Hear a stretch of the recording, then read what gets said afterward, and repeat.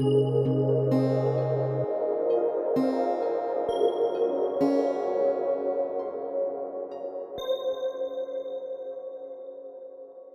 34 anos, é professor, músico e deputado na Assembleia Municipal. João Pedro Delgado é o candidato da CDU à presidência da Câmara Municipal de Castelo Branco.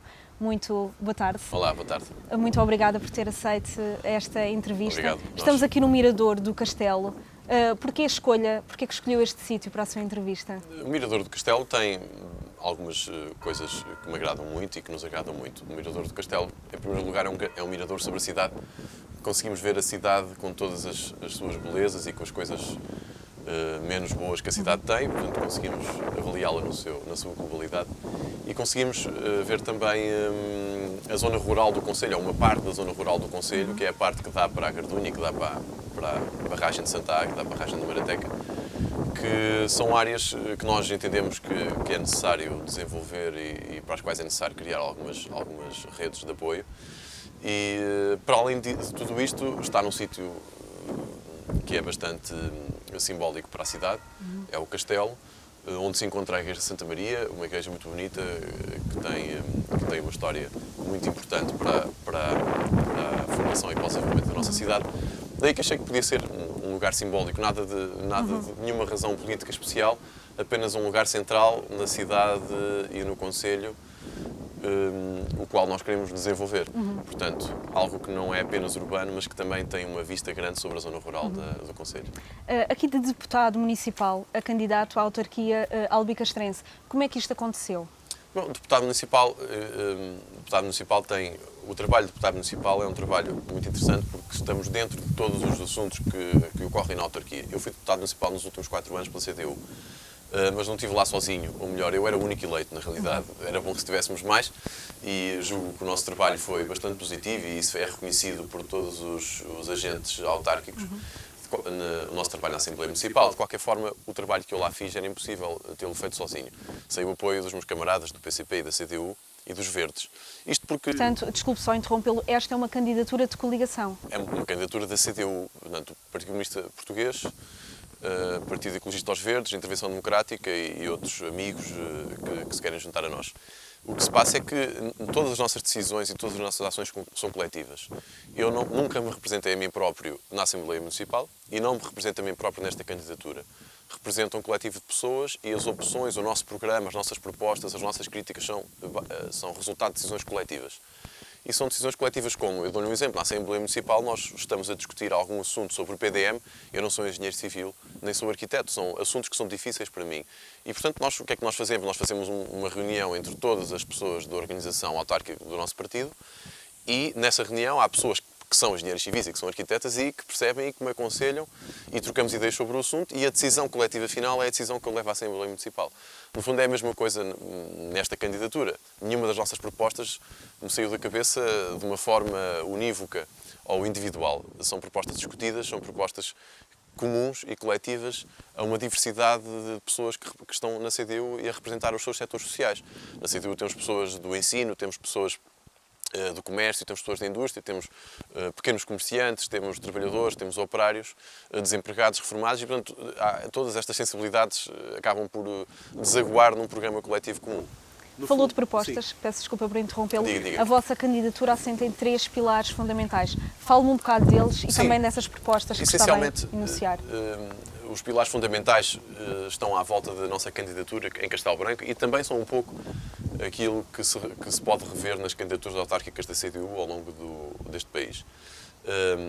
Tem sempre a ver com a criação de emprego, com o desenvolvimento, o bem-estar e uma participação política constante das populações, uma gestão participada. Não são 3 pilares, são um pouco mais, mas são sempre os mesmos núcleos de ação. Para além daquelas 3 palavras que identificam o trabalho autárquico da CDU quando está nestas câmaras, por exemplo, como na Assembleia Municipal, ou nas variações, ou mesmo nas presidências das câmaras, que é trabalho, honestidade e competência. A gestão participada era algo que eu lhe ia referir há pouco e que nós consideramos muito importante. Tal como as nossas decisões são coletivas, o que nós queremos trazer para a Câmara são decisões também coletivas da cidade, ou seja, isso é um compromisso que nós fazemos, todas as decisões relevantes para a cidade, sejam de obras, sejam de reabilitação de zona, seja de política cultural, seja de política educativa, em todas elas vamos ouvir as populações, vamos ouvir as associações profissionais envolvidas, as associações sociais envolvidas. Portanto, não vamos tomar nenhuma decisão de uma forma casuística ou ocasional. Não vai acontecer, como por exemplo ainda agora uma comitiva da CDU encontrou quando fizemos uma visita ao bairro do Valongo, à zona do Val da Raposa e o Campo de Tiro, em que a população não sabia de nada do que estava a passar. E, no entanto, apareceu lá uma equipa da Câmara, começaram a pavimentar uma rua que ainda por cima nem sequer tem casa, ninguém percebe muito bem porque é que estava a ser pavimentada. Deixaram as outras ruas sem condições de salubridade, muitas vezes sem esgotos e sem qualquer pavimentação. Ruas que têm imensas pessoas e ninguém ali, nenhum daqueles habitantes me soube dizer porquê, ninguém sabia porque é que aquilo aconteceu, não sabiam sequer se as outras ruas eram para ser pavimentadas ou não também. Se a obra acabava ali ou se continuava, quando é que começava, quando é que acabava, ninguém sabia de nada. E, portanto, quando há uma reabilitação com estas características, e estamos a falar, por exemplo, neste caso específico desse bairro, onde vivem muitos albicastrenses, que também são albicastrenses de direito, tal como os outros, e que também pagam contribuições autárquicas, se nós fizéssemos uma intervenção lá, e achamos que é importante fazer uma intervenção para que as pessoas tenham qualidade de vida, nós antes vamos falar com as associações de moradores, vamos falar com a associação dos bairros, vamos falar com as associações profissionais, com as indústrias, com o pequeno comércio que ali houver. Vamos falar com os habitantes e nada será feito enquanto não houver uma discussão pública generalizada com aquelas pessoas sobre aquilo que vai ser feito. E isto será transportável para todas as outras áreas de atuação da CDU, caso os eleitores entendam que a CDU deve gerir a Câmara de Castelo Branco. Nas entrevistas que dá, é sempre muito crítico em relação à política do atual Executivo, principalmente em relação à política urbanística. Exatamente, sim. Fala mesmo num crescimento descontrolado nesta Sim. área de intervenção. Antes de mais nada, dizer, sou muito crítico em relação a algumas áreas. Somos muito críticos na CDU em relação a algumas áreas. Discordamos profundamente de algumas áreas de atuação e temos mostrado na Assembleia Municipal desta Câmara que passou, do Executivo PS que esteve a gerir a Câmara nos últimos anos. Mas não somos críticos em relação a tudo. É importante referir isto porque porque estamos em campanha autárquica ou em pré-campanha não quer dizer que estejamos aqui no voto abaixo ou deitar abaixo ou dizer mal por dizer. Há algumas coisas e há coisas com as quais nós concordamos neste Executivo e com as quais entendemos que o Executivo fez muito bem. Mas julgamos que a estratégia autárquica de desenvolvimento do Conselho em geral está errada. E necessita de ser mudada e realmente entendemos que só a CDU consegue apresentar uma alternativa para a mudança em direção ao desenvolvimento e à criação de emprego.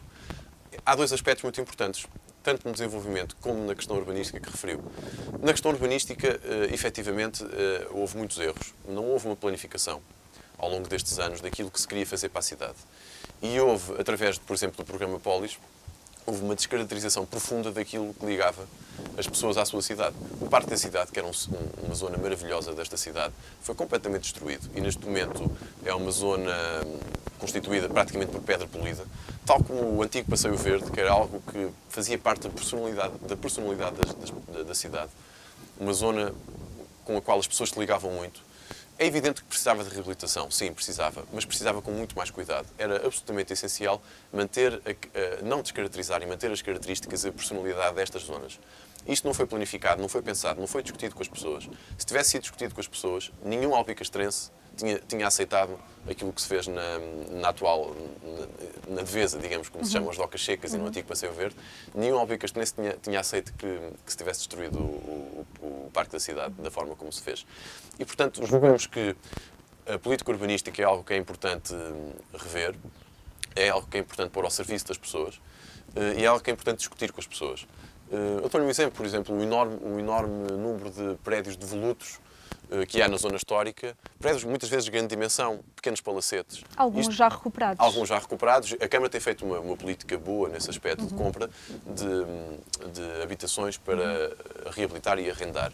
Mas estamos a falar a grande maioria dos prédios da zona histórica estão devolutos. E estamos a falar, muitas vezes, prédios de grande dimensão que a Câmara não vai comprar e não vai arrendar. Estamos a falar de palacetes, casas enormes. que os proprietários têm para especulação. Imaginamos nós, há dezenas de anos, praticamente todas a cair no centro histórico da cidade. Isto não pode acontecer. Portanto, se a política de compra de casas para reabilitar da Câmara é positiva, não chega. É preciso fazer uma política, por exemplo, do urbanismo através das taxas municipais, do IMI. É preciso saber que os proprietários têm que saber que se tem uma casa a cair, um pequeno palacete a cair, há 30 anos que está a cair e que está em ruína no centro da cidade, têm que saber que vão pagar as taxas máximas municipais, um IMI muito forte, para os obrigar a colocar os imóveis no mercado. E isto também vai permitir depois que, por exemplo, se abre a isenção para os jovens que têm filhos. Atualmente a isenção de IMI está nos 10 anos quando vêm viver para Castelo Branco, mas podia-se estender, por exemplo, para 20 anos, para aumentar, para atrair jovens e famílias com filhos ao nosso concelho, para aumentar a nossa população e a nossa natalidade também. E, portanto, em termos de urbanísticos, há muito a fazer nesta mesmo cidade. em termos urbanísticos, reconhece algum mérito a este Executivo e até ao anterior Governo? Não, anterior Executivo, houve... por terem dotado o Conselho de um sem número de infraestruturas? Não, dotou-se o Conselho de um sem número de infraestruturas, nomeadamente infraestruturas sanitárias, de água, de esgotos, de luz, etc. Naquele período em todo o país as autarquias tiveram esse trabalho, que foi um trabalho muito meritório, que foi uma das grandes vitórias do poder autárquico e do poder local em Portugal. Esse trabalho autárquico foi feito, efetivamente, e até foi feito quer no Executivo PSD, quer no Executivo PS. Bom, mas isso não é uma grande coisa, ou melhor, isso é aquilo que era a obrigação que é a obrigação das autarquias fazer, que é promover as condições urbanísticas de salubridade mínimas para as pessoas terem uma vida digna. Enfim, as pessoas pagam impostos e confiam nos seus gestores autárquicos e nos seus políticos para isso mesmo.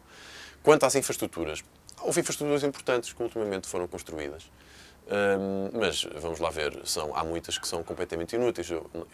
Nós damos muito o exemplo do Centro de Cultura Contemporânea, que foi construído agora no centro da cidade, aquele edifício enorme de betão e aço que está lá. Nós fomos contra aquela construção, lutámos contra a construção daquele edifício, por várias razões. Uma delas é que é quase um crime urbanístico, e claro, entre aspas, não é? É quase um crime urbanístico estar a construir uma volumetria daquela dimensão no centro da cidade. Dá cabo da leitura daquela praça. A nossa proposta para aquele espaço era, na continuação, portanto, por trás, à frente da biblioteca, por trás do quartel, construir um jardim, fazer um jardim bastante verde e com bastantes árvores, que fizesse a ligação até que passasse à frente das atuais instalações da RTP e que fosse dar ao Largo da Devesa, às Docas Secas, e, portanto, fazer a união daquela parte, ficava um espaço aberto e agradável para todos. Não, fez-se ali aquele edifício e a questão é que gastaram-se ali vários milhões de euros, estamos a falar de 8 milhões, 9 milhões de euros já com as acessibilidades e a zona envolvente, supostamente num investimento em cultura.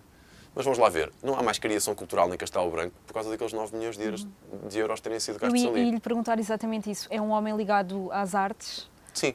Como é que vê? Como é que olha para o estado da cultura? Eu dou-lhe este exemplo da cultura, mas pode ser transposto para todas as outras áreas. Esses 9 milhões de euros que se gastaram ali não foram em cultura, foram em construção civil. São coisas diferentes. Porque se nós gastássemos os 9 milhões de euros em cultura, criávamos emprego, criávamos cultura para todos, criávamos criação, passa a redundância, fazíamos criação artística no Concelho e podíamos criar uma estrutura profissional artística no Concelho que pudesse levar o nome de Castelo Branco para fora da região e para fora do país.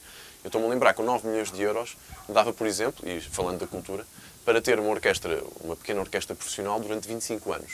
Estamos a falar de trazer para cá dezenas de músicos altamente qualificados. Estamos a falar de aproveitar os músicos formados na ESARTE, no Instituto Politécnico Castelo Branco, altamente qualificados, que quando acabam o curso têm todos que sair embora porque não têm trabalho artístico cá.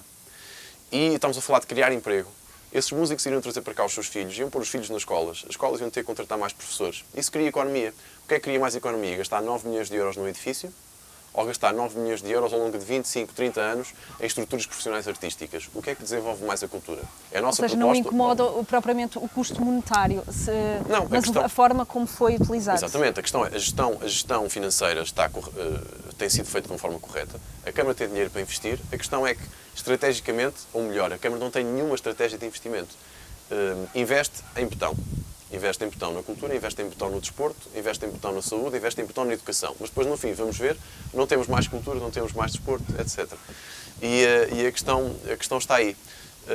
Um espaço como o Centro de Cultura Contemporânea, um auditório a 5 metros do Cineteatro, onde já existe outro auditório que está subaproveitado, onde existe uma programação cultural que não tem dinheiro, ou melhor, não tem dinheiro suficiente para fazer a ligação à cidade que devia fazer, que não tem uma equipa de comunicação, não tem uma equipa de produção, e em vez de darmos as condições para aproveitar o cine-teatro, vamos construir a 5 metros outro teatro, isto não faz sentido nenhum. E, portanto, é esta falta total de estratégia que nós criticamos. Nós entendemos que deve haver uma estratégia, e, por exemplo, para a cultura deve haver uma estratégia cultural, de desenvolvimento cultural, património imaterial, património popular, património material, incentivo à produção artística dos artistas do Concelho, incentivo a que venham artistas de fora do Concelho para cá. O mesmo para o desporto, o mesmo para a ciência, por exemplo. Temos o Centro Agroalimentar agora, o Centro de Apoio Agroalimentar, na nossa proposta, é um edifício. É um edifício muito bonito, mas o edifício não chega, o edifício não traz desenvolvimento nem emprego, que é a coisa mais importante. Não traz emprego para Castelo Branco. O que traria emprego para Castelo Branco, por exemplo, era criar um centro de investigação agroalimentar nesse centro de apoio, que já está construído, de forma a poder concorrer a fundos comunitários, para trazer fundos comunitários para a investigação científica para Castelo Branco, para fixar cá investigadores e cientistas. Isso sim traria novas pessoas para cá, novo emprego, criaria ciência em Castelo Branco e traria massa crítica a Castelo Branco, criatividade e, acima de tudo, emprego, ou seja, utilizar os recursos que basicamente já lá estão, que já existem, não é? Exatamente. Acho que estes recursos estão a ser ou foram mal aproveitados por este Executivo. São mal aproveitados e foram mal planeados. Por exemplo, um centro de apoio agroalimentar é algo cuja construção foi, de facto, importante, é algo que é preciso dizer. Esta autarquia esteve bem. Agora, para que é que vai servir o Centro de Apoio Agroalimentar? Esse é que é o problema. Eles não fazem ideia. Ninguém faz ideia para que é que vai servir, nem o próprio Executivo Autárquico do PS, nem o próprio candidato do PS não faz ideia para que é que vai servir. Portanto, é preciso criatividade para pôr estas infraestruturas ao serviço das populações, ao serviço do emprego e do desenvolvimento. Agora, repare, já por outro lado, o Centro de Cultura Contemporânea não é a mesma coisa. Espaços para usufruto cultural há muitos em Castelo Branco. Temos imensos. Temos o antigo edifício do CTT. Ninguém sabe muito bem para que é que vai servir. Temos a antiga prisão de mulheres que está vazia, que é um edifício lindíssimo. Temos o Convento de São Francisco, onde funciona a atual prisão, que a Câmara está para reabilitar ao serviço da cidade. Temos imensos espaços na cidade vazios. O cine-teatro, que está a maior parte do tempo vazio, e que tem andares inteiros que estão vazios e estão subaproveitados, onde se podia fazer, por exemplo, um pequeno auditório. E, portanto, estamos a falar foi claramente desbanjamento de dinheiro em construção civil, em vez de investimento de dinheiro em criação de emprego, criação cultural e criação artística. Isto é um exemplo que se podia aplicar a qualquer outra área. Eu falo da cultura, neste caso, não porque eu esteja na área da cultura, mas porque é um edifício enorme que está à vista de todos e de que ninguém pode fugir, mesmo que queiramos não olhar para ele, temos mesmo que olhar, não é? Vocês propõem também a criação do Centro de Alto Rendimento do Ciclismo. Sim, aproveitando os recursos também os já recursos existentes. naturais. A questão toda está a aproveitar os recursos naturais. Neste caso, reparem, nem são recursos da cidade, são recursos do Concelho. Estamos a falar de recursos das zonas rurais do Concelho. Realmente este Concelho é ótimo para a prática do ciclismo. E isso é exatamente aquilo que eu estava a referir-me à cultura, é estar a referir ao desporto. Nós queremos desenvolver a prática desportiva, quer amadora, quer a profissional, não só na cidade, como em todo o Concelho, aproveitando digamos, os recursos naturais do Concelho para o efeito, mas sempre com a ideia de criar emprego, criar desenvolvimento e criar movimentação na sociedade. Nós dizemos, bom, nós temos a zona de lazer, é uma coisa muito boa, mas se nós olharmos para a cidade, para a zona rural da cidade, para a zona urbana e para as zonas habitacionais da cidade, e da mesma coisa nas aldeias, não vemos pequenas infraestruturas de desporto que permitam e que mobilizem os jovens e as pessoas para a prática amadora do desporto. E até para a prática profissional, não é? Coisas simples como um pequeno campo de futebol de 5, um pequeno campo de basquete. Todos os bairros desta cidade deviam ter um pequeno campo de esportes para que os habitantes pudessem praticar desporto. E, claro, depois a prática profissional é uma coisa muito importante também, mas a prática profissional tem que ser pensada. Não pode ser simplesmente dar dinheiro a um clube de futebol para pagar, que não é profissional, para pagar profissionalmente aos seus atletas profissionais. Não. Temos que pensar primeiro em promover de uma forma generalizada o desporto amador, o desporto de bem-estar, o desporto de saúde e o desporto de formação. E depois pensar em planos, por exemplo, como esse. Eu lembrava-me há pouco tempo, porque estive perto do Rio Douro e do Rio Mondego, em que se criou o Centro de Alto Rendimento de Remo. Lá está, a aproveitar um rio para trazer para cá seleções nacionais de outros países, para fazer estágios, técnicos altamente qualificados para fazer a formação, não só dos atletas de fora, como dos atletas da própria cidade. E aqui, nós não temos o Rio Mondego aqui a passar junto à cidade, nem o Rio Douro, mas temos uma zona ótima para o ciclismo, daí o nosso exemplo. O ciclismo podia ser para aproveitar, mas temos outras potencialidades. Trazer para cá, portanto, nós estamos a falar em criar um clube profissional e gastar dinheiro. Para nós isso não faz sentido, gastar dinheiro no desporto profissional nesse aspecto, mas sim criar infraestruturas e criar condições e criar um corpo técnico residente que possa receber atletas de outros países e de outras regiões e que possa desenvolver nesta cidade a apetência pelo desporto, quer o desporto amador, quer o desporto profissional. Portanto, é mais um exemplo de investimento diretamente orientado para as pessoas, para a criação de emprego e para o bem-estar das pessoas, e não para a construção civil. É essa a questão. Apelidou o ainda Presidente da Câmara de Providencial, todo-poderoso, e disse ainda que os atuais vereadores são, e passo a citar, politicamente fracos, cuja capacidade de decisão e autonomia política tem sido essencialmente nula. Repare, eu pergunto, está naturalmente a incluir neste rol o vereador e também candidato Repare, Luís Correia? Eu não digo que os vereadores são politicamente fracos naturalmente, ou porque querem. Nos vereadores deste Executivo, nas variações do Executivo, há pessoas que são muito competentes, com as quais nós temos conversas muito interessantes e que têm ótimas ideias. E eles não são politicamente fracos porque querem. São porque porque o Presidente não lhes deixava tomar as rédeas e tomar a autonomia que deviam ter. Não é? E, portanto, são pessoas muito capazes, muitas vezes, mas realmente a sua autonomia foi reduzida a zero pelo atual Presidente. O atual Presidente, o Presidente Joaquim Marão, que não vai concorrer a estas eleições, é importante referir isso, não é? As pessoas muitas vezes pensam que vão votar no Presidente Joaquim Marão, mas não vão, porque ele não está a concorrer.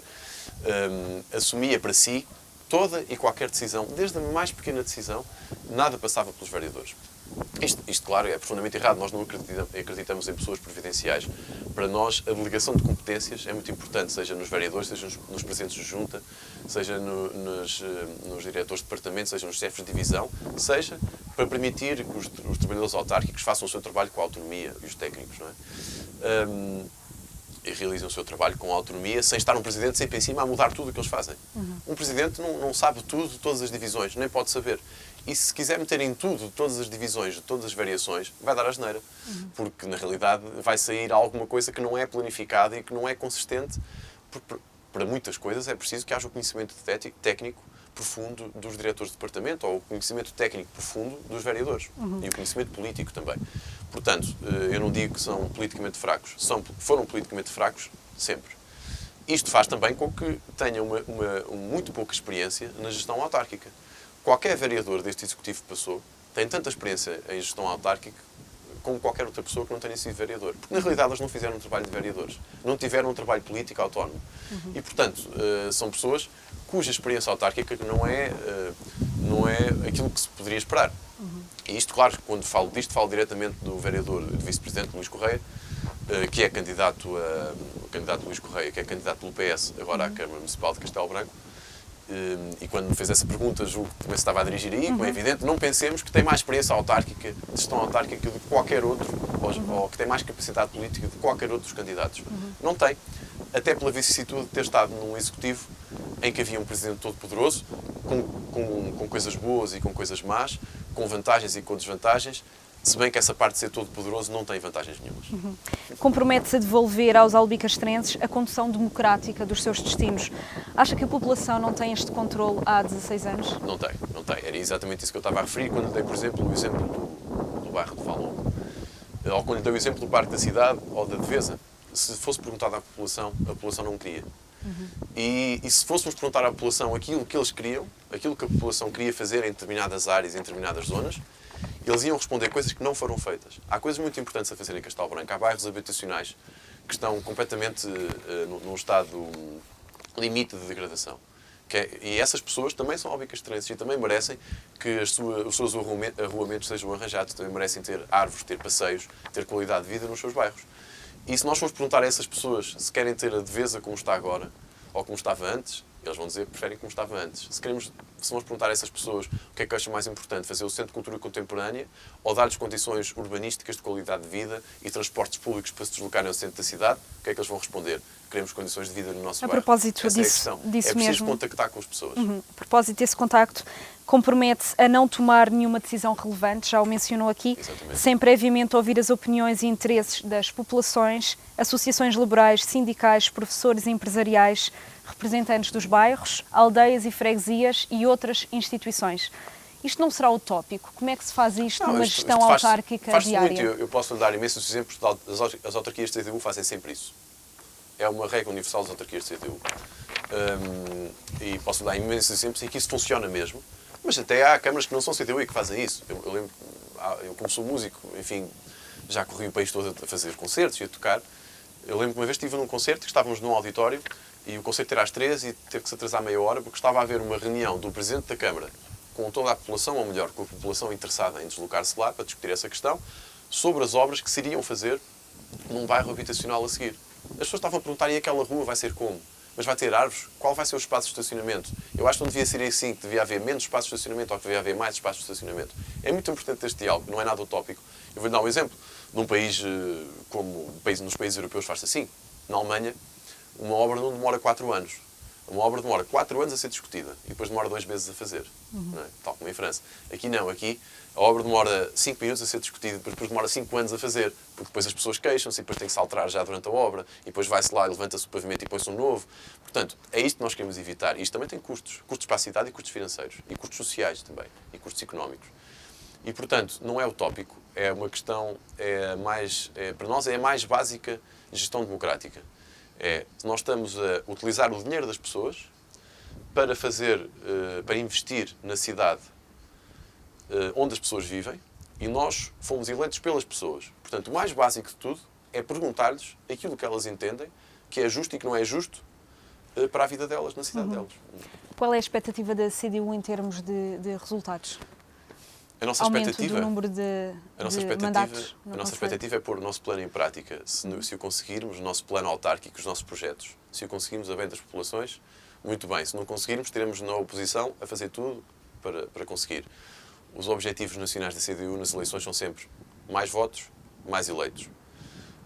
O que nós entendemos é que não há vencedores à partida. Uma eleição é diferente da anterior. E para cada eleição, todos os candidatos partem em igualdade de circunstâncias. Essas são as nossas expectativas. Uma última questão. Concorda com uma afirmação feita recentemente por um deputado do Partido Ecologista Os Verdes, que disse que estas autárquicas se podem transformar num instrumento de protesto contra o governo? Podem e devem. Na realidade, o PS local, o PSD local, são o mesmo PSD e o mesmo PS que nos puseram portagem na A23. Os partidos funcionam e existem para que haja responsabilidade coletiva. O militante do PS, seja o Presidente da Câmara de Castelo Branco, acha que numas autárquicas seja o as pessoas Primeiro-Ministro, não ligam mais à pessoa por trás do partido político? Claro, ligam às pessoas e aos projetos. Isso também é importante, mas também é importante pensar nisso. Os partidos políticos existem. Uma das razões pelas quais existem é para que haja responsabilidade coletiva. O PS de Castelo Branco é o mesmo PS do Porto, ou de Leiria, ou do Algarve, e é o mesmo PS que esteve no governo e que introduziu as portagens na A23. É o mesmo PS com o qual foi suspenso o projeto do IC31, que nos iria ligar à A23 a Espanha. Não nos podemos esquecer disso. É este PS, são estas pessoas. Mais a CDU, por exemplo, em relação às portagens da A23, na Assembleia Municipal, colocou uma moção à votação a pedir a suspensão imediata das portagens da A23 e eu relembro que o PS votou contra.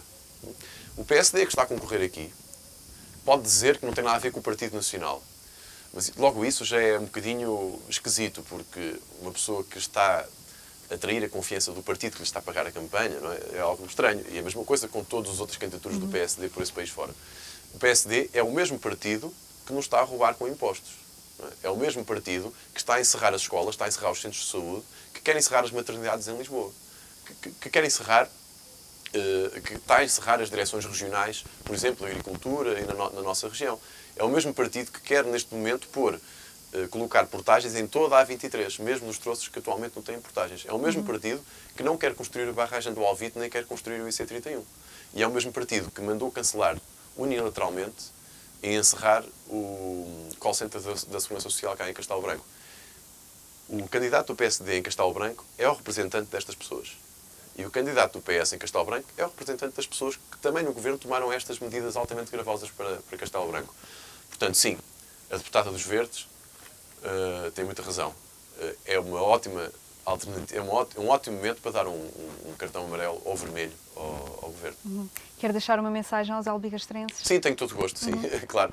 Bom, eu dirigindo-me aos albicastrenses, antes de mais, apelo que votem na CDU e no nosso projeto, como é evidente, é por isso que estamos em campanha e é por isso que nos apresentamos. Nós achamos que o nosso projeto de criação de emprego, de desenvolvimento para a cidade, é a única alternativa viável para finalmente começarmos a desenvolver esta cidade.